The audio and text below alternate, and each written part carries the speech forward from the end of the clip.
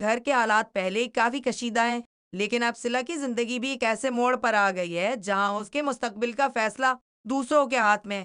گھر والوں کے درمیان یہ بات طے ہو چکی ہے کہ جب تک توبہ اس گھر میں موجود ہے، صلہ کی رخصتی کا معاملہ آگے نہیں بڑھایا جائے گا۔ گھر کی ایک خاتون کا کہنا ہے کہ جس دن توبہ کی شادی ہو جائے گی اور وہ اس گھر سے رخصت ہو جائے گی، اس کے بعد صلہ کی رخصتی کا راستہ بھی صاف ہو سکتا ہے، لیکن صلہ کے لیے یہ انتظار آسان نہیں۔ وہ اپنی نئی زندگی شروع کرنے کی خواہش رکھتی ہے، مگر گھر کے حالات ہر بار اس کے راستے میں رکاوٹ بن جاتے ہیں۔ دوسری طرف گھر میں علی کو لے کر بھی پریشانی بڑھ رہی ہے۔ سب کو اندازہ ہے کہ آنے والے دنوں میں کوئی نہ کوئی بڑا فیصلہ کرنا پڑے گا، لیکن ابھی تک کسی کو معلوم نہیں کہ حالات کس طرف جائیں گے۔ اسی دوران ایک پرانی بات دوبارہ سب کے سامنے آ جاتی ہے۔ مرحوم بھائی کی آخری خواہشات کی جاتی ہے۔ جاتے وقت وہ اپنے پیچھے ایک ایسی ذمہ داری چھوڑ گئے تھے جسے پورا کرنا اب گھر والوں کے لیے بہت بڑا امتحان بن چکا ہے۔ ان کی خواہش تھی کہ سارا اپنے والد کی محبت اور شفقت سے محروم نہ ہو اور اسے اپنے اپنوں سے دور نہ کیا جائے، لیکن موجودہ حالات اس خواہش کے بالکل برعکس ہیں۔ سارا کو زبردستی اپنے پاس رکھا جا رہا ہے اور اسے اپنے قریبی لوگوں سے ملنے تک کی اجازت نہیں دی جا رہی۔ گھر کے کچھ افراد اس بات پر سخت ناراض ہیں اور ان کا کہنا ہے کہ ایک معصوم بچی کو اس طرح سب سے دور رکھنا کسی صورت درست نہیں۔ بات یہاں تک پہنچ چکی ہے کہ سارا کے مستقبل سے جڑا ہوا رشتہ بھی خطرے میں پڑ گیا ہے۔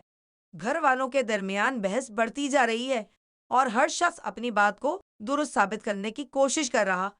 ایک طرف سارا کی زندگی کا سوال ہے، دوسری طرف صلہ کی رخصتی رکی ہوئی ہے، جبکہ توبہ کی شادی بھی اس پورے معاملے میں بہت اہم ہو چکی ہے۔ ایسے میں سوال یہ ہے کہ کیا گھر والے اپنے اختلافات ختم کر پائیں گے یا پھر ایک فیصلہ سب کے درمیان فاصلے مزید بڑھا دے گا۔ گھر میں سارا کو لے کر ہونے والی بحث اب صرف ایک معمولی اختلاف نہیں رہی، معاملہ اس حد تک بڑھ چکا ہے کہ گھر کے افراد ایک دوسرے کے فیصلوں پر سوال اٹھانے لگے ہیں۔ ایک طرف سے کہا جاتا ہے کہ سارا کو اپنے پاس رکھنے کا مقصد صرف اس کی حفاظت ہے، لیکن دوسری طرف گھر والوں کا کہنا ہے کہ اگر واقعی بچی کی بھلائی مقصود ہے تو پھر اسے اس کے اپنے لوگوں سے ملنے سے کیوں روکا جا رہا ہے؟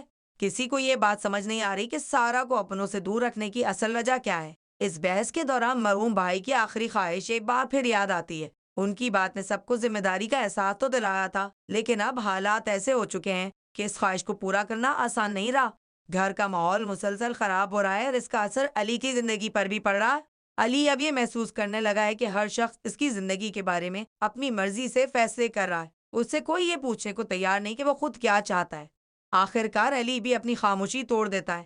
وہ گھر والوں کے سامنے اپنی ناراضی کا اظہار کرتے ہوئے کہتا ہے کہ اگر اس کی زندگی کا فیصلہ ہونا ہے تو اس کی رائے بھی اہم ہونی چاہیے۔ وہ کسی کے خلاف نہیں جانا چاہتا، لیکن ہمیشہ دوسروں کے فیصلوں کے مطابق زندگی گزارنا بھی اس کے لیے ممکن نہیں۔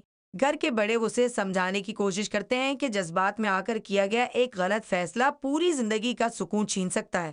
علی بھی جانتا ہے کہ حالات آسان نہیں، لیکن اب وہ مزید خاموش رہنے کے لیے تیار نہیں۔ دوسری طرف صلہ بھی اسی انتظار میں ہے کہ آخر اس کی رخصتی کب ہوگی۔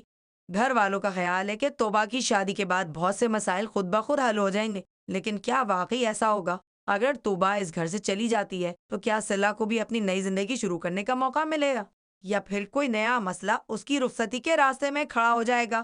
اسی کشمکش کے دوران گھر میں ایک ایسا فیصلہ ہونے والا ہے جو سب کی زندگی بدل سکتا ہے۔